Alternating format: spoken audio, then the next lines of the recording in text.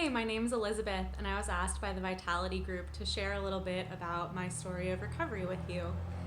So, I don't want to go too much into the story of drinking and using because I feel like a lot of us who are in recovery probably have a similar story to tell, but I'll just, touch on it a little bit and what it was like. So, I started really drinking a lot and smoking a ton of weed when I was about 14. And I knew pretty much from the beginning that it was a problem, that I didn't drink the way that my friends did. I even had people say to me, like, it's clear that there's something wrong with the way that you drink, and there's not with the way that we do. And I definitely, it was not something that I wanted to take any sort of look at.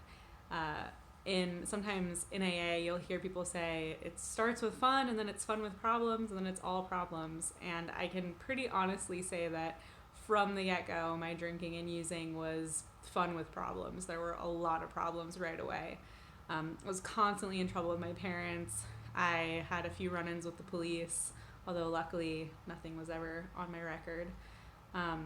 And just, I felt lonely, I felt sad, and I just constantly wanted to be around people and partying. And I really didn't feel like I could be happy or have fun without it. And so it kind of just kept going on. And, like many of us, it just got worse as I continued to drink more and more often and smoke more often. When I was like 16, I started doing coke. And that was really what brought me down pretty quickly. It just became clear so fast that it was a problem and that I was going to have to stop. So the first time I was introduced to recovery, I was actually 16. And I went to an AA meeting with someone. And I remember thinking, like, this is great. I love all these people. I love that they're sharing their stories. I actually relate to them. Like, holy crap, to be in a room full of people who drink and use the same way I do, that was just absolutely mind-blowing.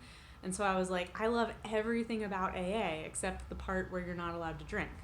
I'm not so cool with that. So I tried to do like 30 days sober, and I made it to 28, and I drank, and then I was like, I can do this. I can really do it this time. I tried again. I made it to like 28, and I drank, and I sort of gave up on it for a while. I like held in the back of my mind, probably in the future I will have to stop drinking and using, but I'm just not ready right now.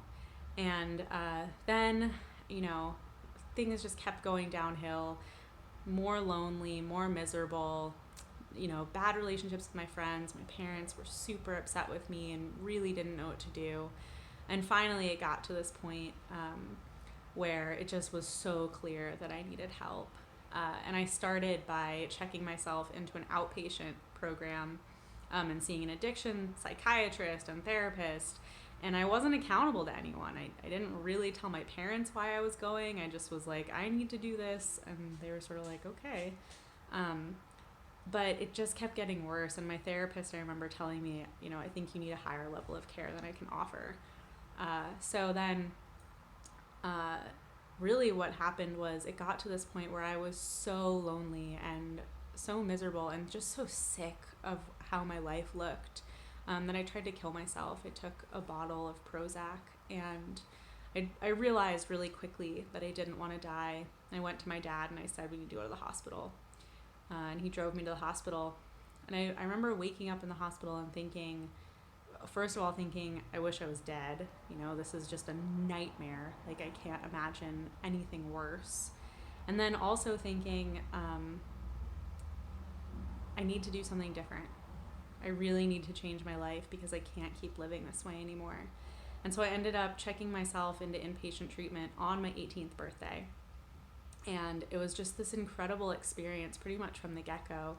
I remember walking in and starting to have these groups, and for the first time being surrounded by people who really understood what it was like, and also who didn't have judgment, who weren't meeting me with like, oh, you should be so ashamed of everything that you've done, but instead saying things like, oh yeah, I've done that, or I did that worse, or I totally get it. And that was just a really an experience in feeling really held and feeling like I finally had a community of people who could take care of me before I could take care of myself.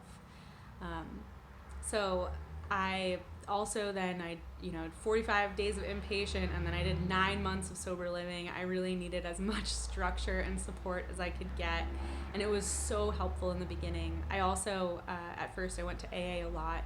I went to tons of meetings every week, and took commitments and became secretary. And then about a year and a half into my recovery, I got introduced to refuge recovery and to meditation. And that really changed my recovery, because although I'd been sort of doing all of this and I'd worked the steps and I had a sponsor and sponsees, I still was dealing with some pretty overwhelming anxiety. It's something that I dealt with all throughout my using as well. And it got a little bit better when I got sober, but it was still there, and I was still having panic attacks, and it felt pretty unmanageable. So I started meditating, and I got a lot of relief pretty quickly. I actually looked back after a year of meditating and was like, oh my God, I have gone a whole year without a panic attack. I don't remember the last time that was the case since I started having them. So meditation became this huge part of my recovery. And like I said, I got really involved in refuge, started leading refuge recovery meetings and all that stuff, taking commitments. And it really was through that process that I learned how to have a lot less suffering in my life.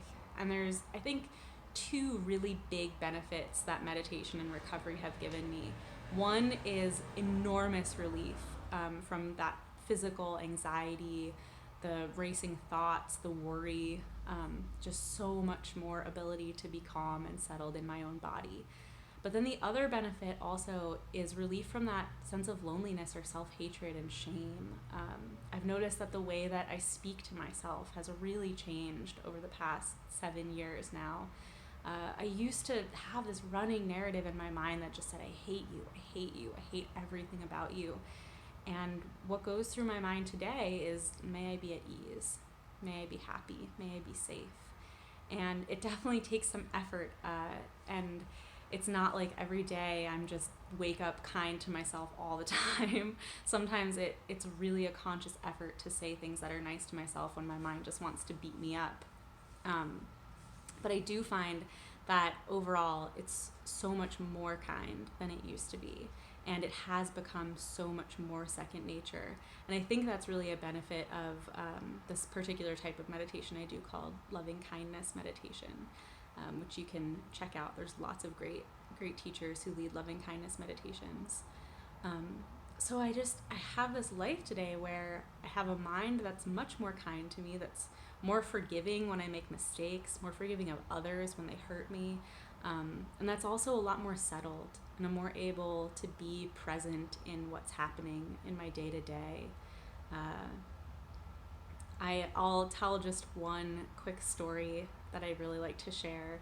So a couple years ago when I was applying to graduate school, I had to take the GRE. And if you've taken the GRE, you know that it sucks.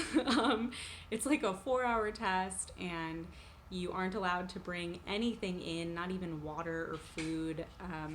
And the clock still is running when you take bathroom breaks. It's pretty grueling. And I took it far away from my house, so I had to wake up at like 6 in the morning to get there.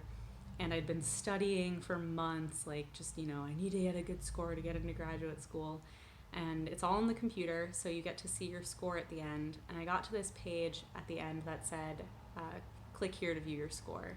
And I just took this moment, and I took a breath, and I heard a voice say to me, I love you, and I'm really proud of you. It doesn't matter how you did. You tried really hard.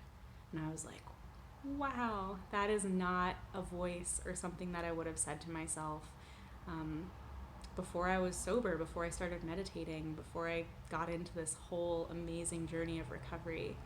And I just got in that moment to so clearly see, yes, everything that I'm doing, all of this stuff really does work. It's really changed my life in an absolutely tangible way. And I get to have those incredible glimmers all the time. There's, tons of little moments like that I've collected that make me know this is definitely the path that's making my life better. I also, and of course, that's all the stuff that changed internally and on the inside, and my life got better and bigger on the outside as well. I have an amazing husband who's just super supportive and loving. He's actually the one who got me into meditation. I have an adorable dog named Carol, 2 cats, and 3 chickens. And I have a private practice where I'm a therapist called One Mind Therapy, and I get to do what I love. I get to talk to other people who are going through exactly what I went through or similar things, and I get to talk them through it. I get to share from my experience what helped me. I get to listen and be a part of their journey in recovery, which is such an incredible gift, to get to watch other people go from coming in with that same shame and self-hatred to really seeing the brightness in their eyes just a few months later. So I am incredibly grateful for my own recovery and for the recovery of everyone around me. And I really appreciate you taking the time to watch this video today. I hope that you get something out of it. Thank you.